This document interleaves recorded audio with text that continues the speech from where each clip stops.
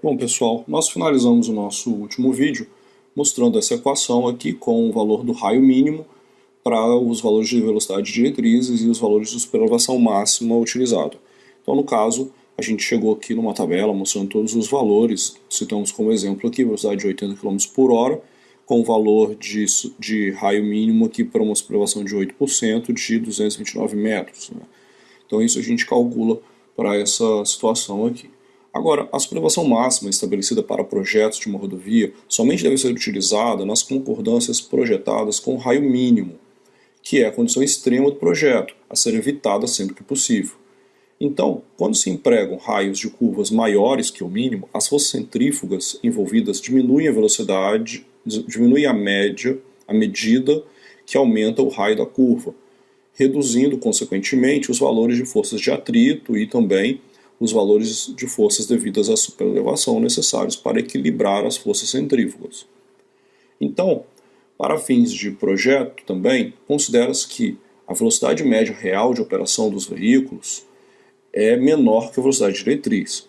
Lá no manual da ASTO, nós temos que os valores de velocidades considerados e as correspondentes velocidades de coeficientes de atrito máximos admissível apresentados nessa tabela aqui, onde a gente tem a velocidade diretriz e a velocidade real, velocidade média naquele trecho. Então seria um pouquinho menor que a velocidade diretriz, consequentemente a gente tem uma variação aqui no fator de atrito. Isso faz com que varie os valores na hora de se calcular a superelevação, mas ok, vamos lá.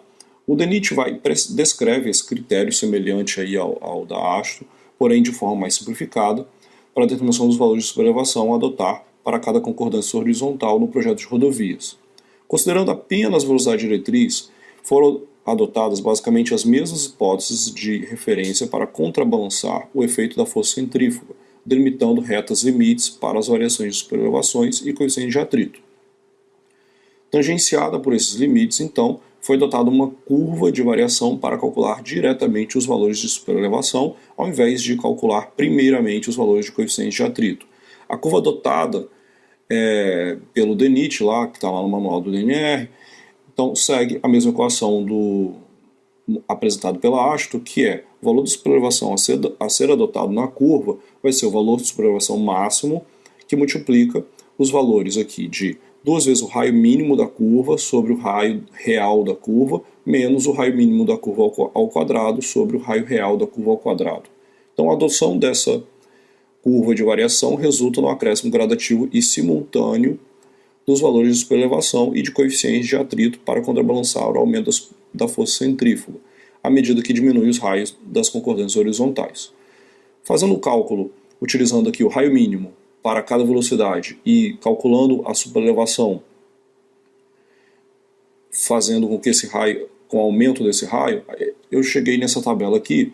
Essa tabela foi feita para raios de superelevações máximos de 8%. Então a gente está trabalhando com uma superelevação de 8%, a gente vai encontrar esses raios aqui de máximo para cada velocidade. Então 123 metros é o raio mínimo para a velocidade diretriz de 60 km por hora, tendo aqui a superelevação de 8%. Esse valor aqui de 168 vai ser para a velocidade de 70 km por hora. De 229, foi o que a gente estava mostrando como exemplo, é para superelevação de 80 km por hora. E aí, utilizando essa equação aqui de baixo, a gente vai calculando para os outros raios todos os valores de superelevação que a gente deveria adotar para essa situação. Então aqui a gente tem a variação da curva, aqui está apresentado até mais ou menos próximo aqui de 2%, que seria o valor mínimo de superelevação a ser adotado. Então a gente tem aqui para a velocidade de 60 km por hora um valor mínimo de superelevação a partir de 1.000 metros, por exemplo, entre 800 e 1.000 metros de raio, você já não precisa estar trabalhando com superelevação. 80 km por hora, isso daí vai aumentar para valores acima de 1.500 metros e assim por diante. Então, devido a essa equação aqui. Lá no manual da ASTO, tirei aqui da versão de 2001, ele apresenta também essa curva em forma desse gráfico, mostrando aqui uma superelevação máxima de 8%, e a gente pega aqui, por exemplo, o valor de 500 metros, a gente tem para 60 km por hora, um valor um pouco abaixo de 4%, e ele vai dar 8% aqui, chegando próximo aqui de 110 km por hora, na curva aqui de 110 km por hora.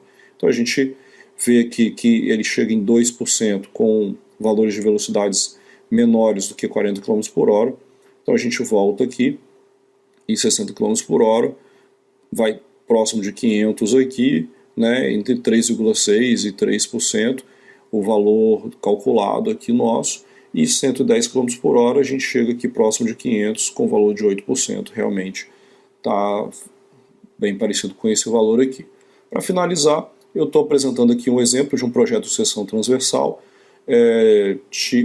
seção transversal tipo de uma curva com superelevação máxima de 8%. Então aqui a gente tem uma seção transversal, mostrando aqui a drenagem, mostrando aqui a pista, o eixo está aqui no meio, aqui os taludes de aterro e de corte, e a superelevação máxima aqui de 8%, uma superelevação que vai variar, sendo esse o valor máximo para o projeto.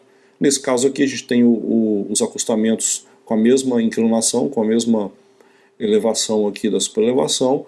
Aqui a gente tem as larguras do acostamento, da drenagem, aqui do lado de cá não tem drenagem. E aqui, para finalizar, o que a gente vai aprender no próximo assunto, esse SL sobre 2 mais SL sobre 2, que vai dar um valor de SL, que é o valor da superlargura que a gente vai adotar nas curvas. Então, com isso, a gente termina o assunto de superelevação.